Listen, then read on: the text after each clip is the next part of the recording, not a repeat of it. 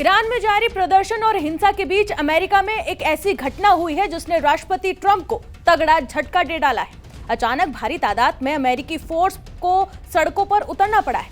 America के एक ऐसे इलाके को फोर्स ने पूरी तरीके से घेराबंद कर लिया है, जिसके बाद पूरी दुनिया में हड़कंप मच गया है। पुलिस की गाड़ियां, बख्तरबंद वाहन और सैनिक इस पूरे इलाके में तैनात कर दिए गए हैं। अचानक से ईरान में जो विद्रोह और आक्रोश की आग फैली है, उसके बाद अमेरिका में जो हो रहा है उसने वॉशिंगटन में और खासकर ट्रंप के लिए एक बड़ी टेंशन पैदा कर दी है। जिसके बाद यह सवाल उठने लगा है कि क्या ईरान में जिस तरह खामनेई को देश से निकाल फेंकने के लिए लोग उतारू है, क्या उसी तरह अमेरिकी राष्ट्रपति ट्रंप का भी हाल होने वाला है? ईरान के बाद क्या अब अमेरिका का अगला नंबर है? अमेरिका में इतनी बड़ी तादाद में लोग ट्रंप के खिलाफ गुस्से में क्यों उतर आए?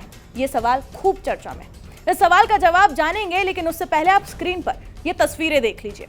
सड़कों पर सैकड़ों की मात्रा में लोगों का ये हुजूम, गुस्से से यहाँ पर लोग प्रदर्शन कर रहे हैं, नारे लगा रहे हैं और आंसू गैस के गोले और ये झड़प, ये तस्वीरें जिसने भी देखी हर कोई हिल गया, क्योंकि अमेरिका की सड़कों पर ट्रंप के खिलाफ जो आवाजें उठी हैं वो कुछ बड़े बवाल का सीधा संकेत और इशारा कर रही है।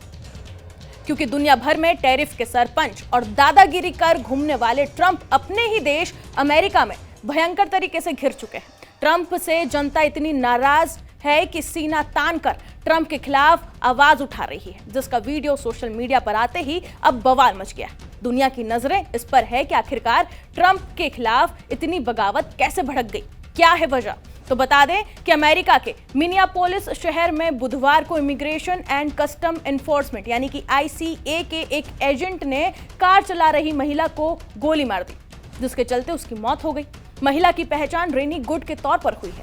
उसकी मां के मुताबिक रेनी के 3 बच्चे हैं और वो किसी भी IC विरोध प्रदर्शन समूह से नहीं जुड़ी हुई थी। घटना के बाद इलाके में तनाव फैल गया है और सैकड़ों लोग सड़कों पर उतरकर IC के खिलाफ, ट्रंप के खिलाफ जमकर प्रदर्शन कर रहे हैं। घटना के बाद इलाके में गुस्सा इस तरीके से फूटा है कि यहाँ पर ट्रंप के खिलाफ नारेबाजी बुलंद हो चुकी है। प्रदर्शनकारियों ने जमकर यहाँ पर नारे लगाए हैं। हालात इतने बिगड़े कि भारी हथियारों से लैस फेडरल एजेंट्स को गैस मास्क पहनकर उतरना पड़ा है और भीड़ को तितर-बितर करने के लिए केमिकल इरिटेंट्स का इस्तेमाल तक किया जा रहा है। और ये घटना ऐसे समय में हुई है जब मिनियापोलिस में करीब 2000 एजेंट्स के एक साथ एक बड़ा इमिग्रेशन ऑपरेशन चलाया जा रहा है। ये कार्रवाई कुछ सोमाली समुदाय के लोगों पर धोखाधड़ी के आरोप से जुड़ी हुई बताई जा रही है। हालांकि ये पहली बार नहीं है। रिपोर्ट्स के मुताबिक ट्रंप सरकार में इमिग्रेशन एजेंट से जुड़ी गोलीबारी की घटनाएं लगातार बढ़ती जा रही है, जिससे अमेरिका में इमिग्रेशन नीति और बल प्रयोग को लेकर बहस तेज हो गई है। आंकड़ों के मुताबिक ट्रंप प्रशासन की सख्त इमिग्रेशन नीति के तहत अब तक 14 गोलीबारी की घटनाएं सामने आ चुकी है। 7 जनवरी तक कुल 28 घटनाएं दर्ज की गई है, जिनमें से या तो एजेंट्स ने गोली चलाई है या फिर लोगों को बंदूक दिखाकर रोका गया है। रिपोर्ट्स में चेतावनी भी दी गई कि असल आंकड़ों में इससे भी कई ज्यादा गुना की रिपोर्ट्स और कई ज्यादा गुना मौत के आंकड़े सामने आ सकते हैं, क्योंकि कई घटनाएं सार्वजनिक तक नहीं हुई हैं। रिपोर्ट्स के अनुसार गोलीबारी के अलावा रबर बुलेट और पेपर बॉल जैसे कम घातक हथियारों का इस्तेमाल भी हुआ है।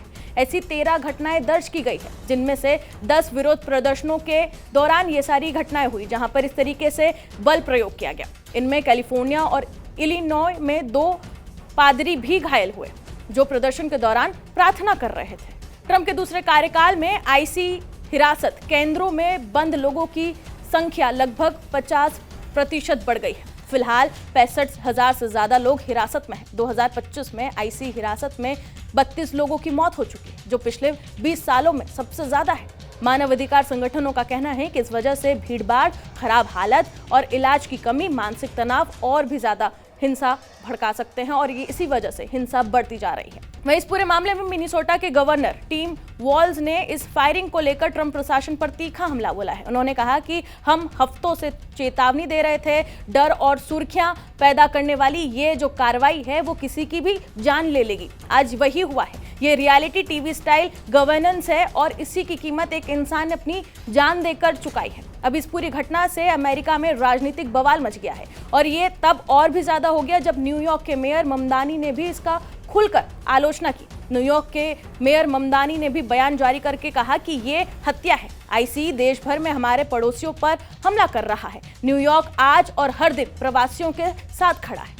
अमेरिका में इस बवाल के पीछे एक और कारण भी सामने आया है, जिसने इलाके को और इस पूरे मामले को और भी ज्यादा बड़ा मुद्दा बना दिया। दरअसल अमेरिकी गृह सुरक्षा विभाग यानी कि DHS ने इस पूरे मामले पर यह कहा कि महिला ने अपनी कार से अधिकारी को टक्कर मारने की कोशिश की थी, जिसके बाद एजेंट ने आत्मरक्षा में गोली चलाई।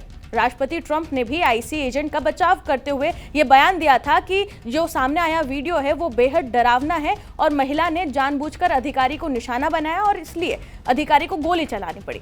ट्रंप के इस बयान के बाद तनाव और बढ़ गया, क्योंकि जिस तरह से ट्रंप ने आईसी एजेंट का बचाव किया उससे लोग नाराज हो गए। डेमोक्रेट सीनेटर टीना स्मिथ ने कहा है कि महिला अधिकारी नागरिक थी और अमेरिकी ही नागरिक थी और इमिग्रेशन ऑपरेशन का टारगेट नहीं थी, फिर भी उसके साथ ये घटना को अंजाम दिया गया। वहीं बता दें कि अमेरिका में जिस तरीके से इमिग्रेशन को लेकर एक्शन हो रहा है और कार्रवाई लगातार हो रही है और लोगों की जान यहां पर जिस तरीके से जा रही है, उससे अमेरिका की जनता काफी नाराज है। देखना यह होगा कि ट्रंप इसे ठीक करने के लिए क्या काम करते हैं और आगे आने वाले दिनों में ये जो ट्रंप की नीति है इमिग्रेशन को लेकर, उस पर पूरी दुनिया की नजरें टिकी हुई है। क्या इसी तरीके से इमिग्रेशन को लेकर जो यहाँ पर कार्रवाई हो रही है उसमें ऐसे ही आम लोगों की जान चली जाती रहेगी? ये भी एक बड़ा सवाल है, क्योंकि अमेरिकी शासन में, ट्रंप के शासन में जिस तरीके से यहाँ पर ये आंकड़े बढ़ते जा रहे हैं, उसने एक तरीके से मानवाधिकार संगठनों को भी हैरान कर दिया है। क्योंकि इस तरीके से किसी भी देश में, चाहे वो अमेरिका हो या कोई भी देश हो, उसमें इस तरीके से किसी की भी मौत हो जाना या किसी अधिकारी के द्वारा हत्या कर देना, ये तो जायज नहीं है। फिलहाल इस रिपोर्ट पर आपकी क्या राय है, कमेंट सेक्शन में जरूर बताएं। बाकी तमाम खबरों के लिए जुड़े रहे जी न्यूज़ के साथ।